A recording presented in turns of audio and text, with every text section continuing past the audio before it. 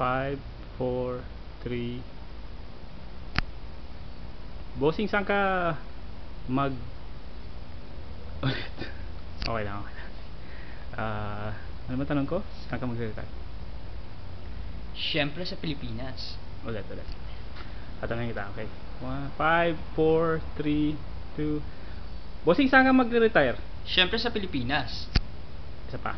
Pagkatanong ko, mga 3 seconds lag. Okay? Kasi i-edit ko yun eh. Bossing, saan ka mag-retire? Siyempre sa Pilipinas. Anong gagawin mo dun? Magbi-business. Sorry. Ulit. 1, 2, 3 pala. Anong gagawin mo dun? Magbi-business.